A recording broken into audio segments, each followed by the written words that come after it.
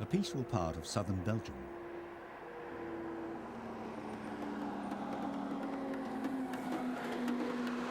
But African drums recently created a unique attraction and a controversy that is driving the main exhibits home.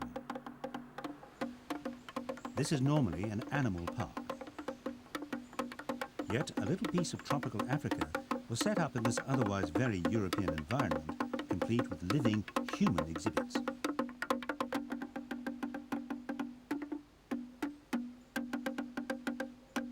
Today, Roger Owano Ze plays his drum alone.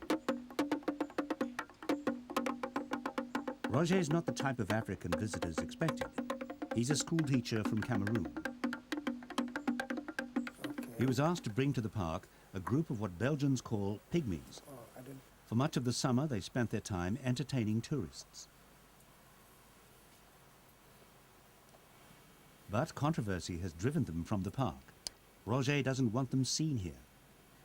If do you film them here into in their village, according to me, people will believe that it is a sort of human zoo. A human zoo. The human exhibits in European clothing spent the end of their shortened visit relaxing in other parts of the park. They came here with the promise of raising money for their village. But the media found them and ran their story under headlines like Human Zoo. Protests ensued, and now they've been sent home to Cameroon with no pay. All of us, we are hungry.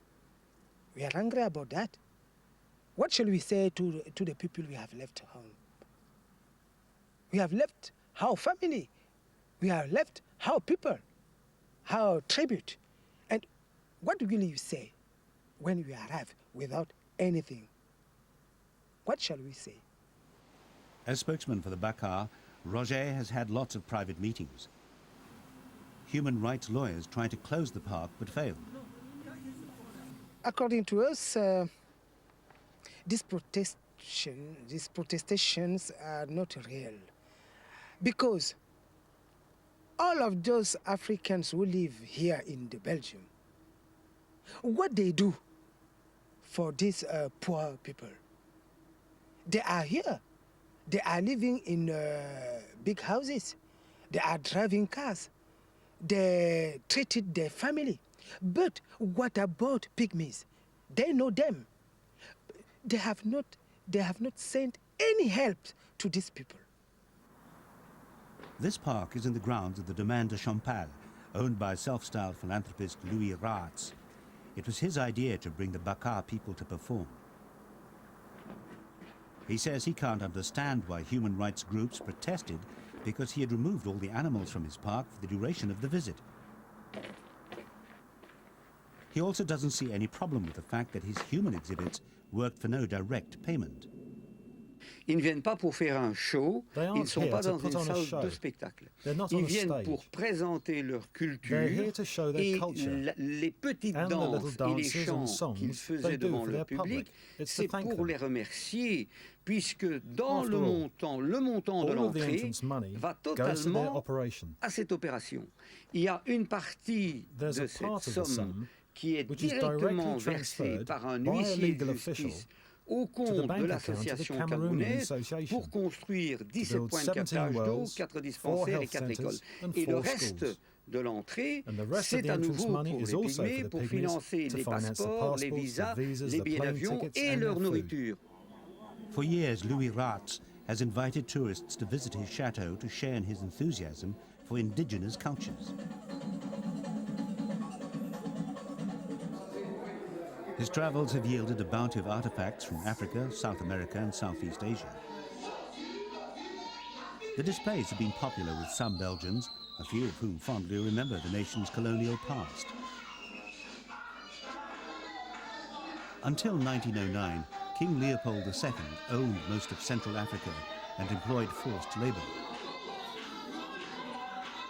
The Congo was granted independence in 1960. Now, many Belgians regret colonial times. But Louis Raetz says he's no colonialist, no racist.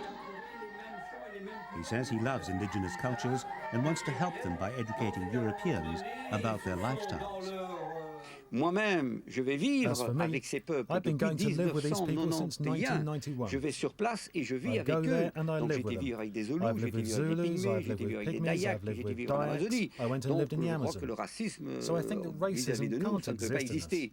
Maintenant, à l'extérieur, à partir du moment où vous faites une opération humanitaire pour des personnes d'une autre couleur, ça ne devrait pas être appelé racisme. À ce moment-là, on ne fait qu'une exposition où on n'est que des gens de la même couleur.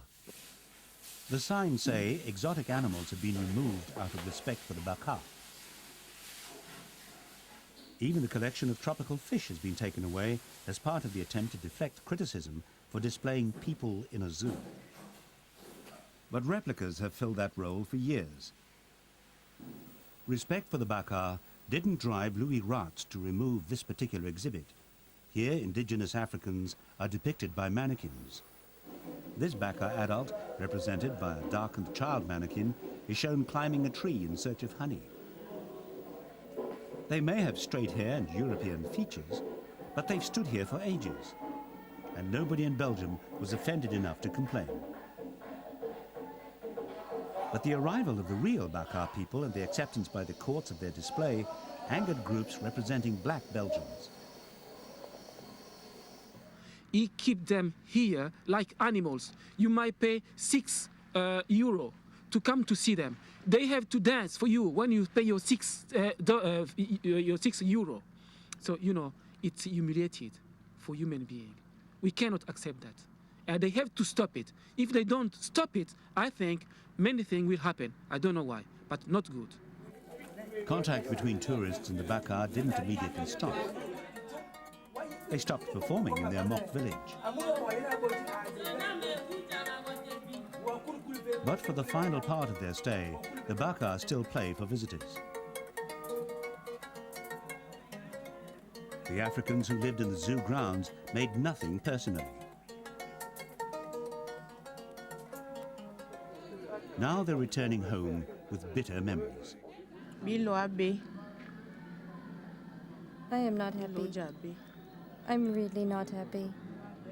Because when we came here, we thought that we would go back with clothes and things and money that we came here to try to collect for our people. But now we have to go home. We have nothing to present to our families. We are very sad about that. We are shocked and surprised. And we really don't know how to explain it to our families when we return. It's a bad situation. The film of the Baka's performances will screen here as they return to a more welcoming place, far from controversy.